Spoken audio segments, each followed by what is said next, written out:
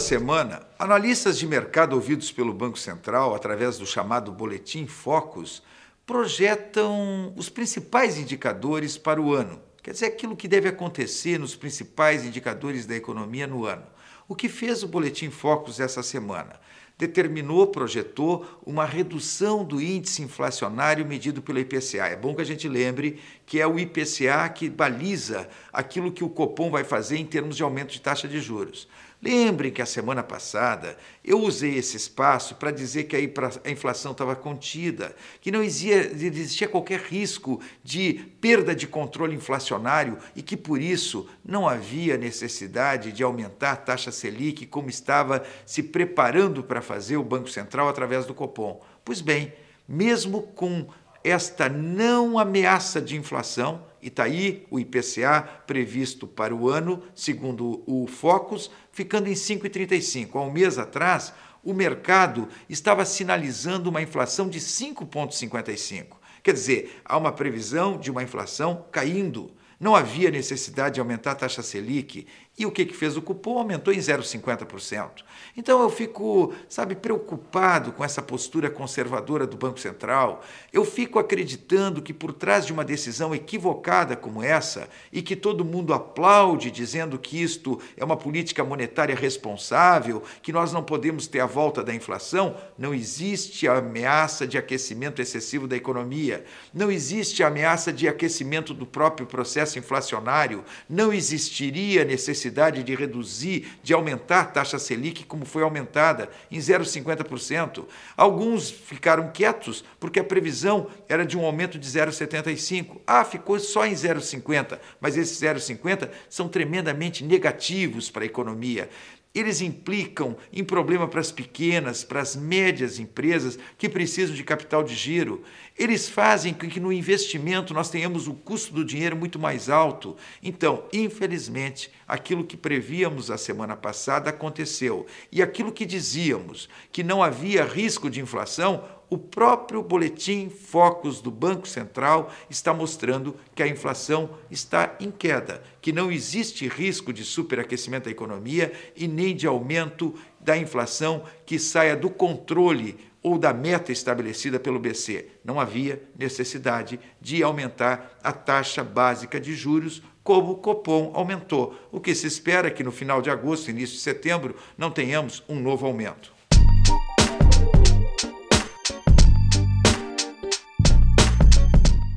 Eu não tenho comentado também nesse espaço a questão de campanha eleitoral, da atividade partidária, aquilo que está acontecendo durante o processo eleitoral. Eu tenho evitado e tenho feito uma análise dos principais indicadores econômicos, daquilo que pode acontecer nos próximos meses, tanto em termos de economia do país como mundial. Mas hoje eu tenho que comentar o resultado da pesquisa do Instituto Datafolha, que foi divulgado nessa semana e que me colocou na liderança na disputa ao Senado Federal. Em outras pesquisas, a nossa candidatura já aparecia em primeiro lugar, mas o Datafolha apresenta uma diferença maior em relação ao segundo colocado. No levantamento, o meu percentual atingiu 41%. Enquanto Paulo Paim está com 37% e Ana Amélia Lemos com 33%. A pesquisa mostrou ainda candidatos outros que, como o candidato José Schneider e Vera Guasso, empatados com 4%, e outros 6 candidatos não ultrapassaram os 2%.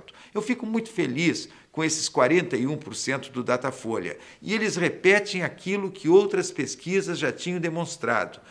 Uma liderança que nos dá muita responsabilidade, mas principalmente a certeza de que nós estamos tendo todo o apoio que precisamos para construir um resultado favorável nessa candidatura ao Senado. Então eu quero agradecer o apoio que não tem faltado, eu quero agradecer a mobilização de tantas pessoas que através da internet, através do Twitter, através do Face, através do Orkut, através de e-mails, mandam manifestações incríveis de apoio, e eu fico muito feliz com isso e principalmente muito mais comprometido a que nós tenhamos a continuidade de um trabalho sério, honesto e que hoje tem um objetivo, chegando no Senado, fazer com que aquela casa efetivamente sofra transformações estruturais e seja uma casa mais eficiente. Acredito que eu posso dar uma contribuição para isso. A pesquisa Datafolha me deixou muito feliz, mas muito também responsável em continuar esta caminhada para construir um bom resultado.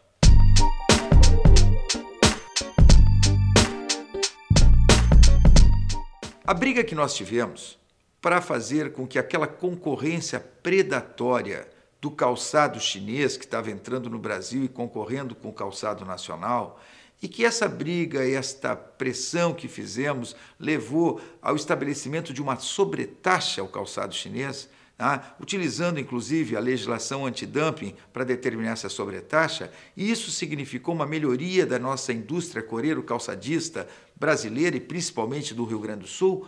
Pois bem, isto deu resultado.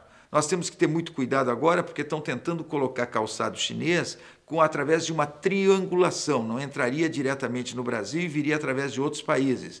Então nós temos que ter cuidado com esta importação de calçado chinês que está tentando fugir da sobretaxa. Mas não é apenas o setor coreiro-calçadista que sofre com concorrência predatória. A balança comercial do setor têxtil e de confecções brasileira está perdendo competitividade.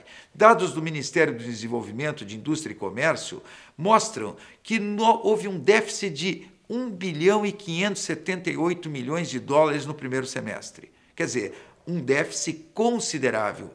Nós importamos mais têxteis, mais confecção do que exportamos. A Associação Brasileira de Indústria Têxtil acredita que o valor chegue a uns 3 bilhões até o final do ano, de déficit. Presta atenção, até o final do ano nós teríamos em torno de 3 bilhões de dólares de déficit. O déficit de janeiro a junho teve elevação de 62,4% em relação ao mesmo período de 2009. E quem é o maior responsável por esse déficit? A entrada de produtos têxteis e de confecção da China, concorrendo com o produto nacional.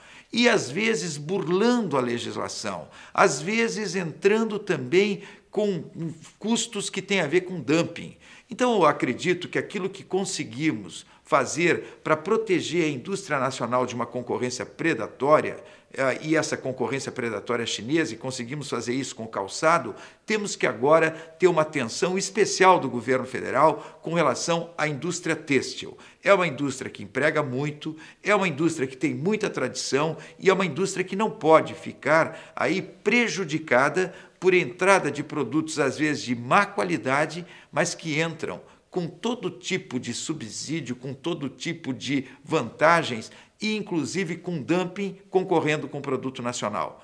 Temos que ter, da mesma forma que aconteceu com o calçado, medidas que impeçam esta continuidade de uma concorrência que vai nos tirar emprego, que vai nos tirar renda e que vai fechar indústrias se nós não tivermos a atenção do governo federal.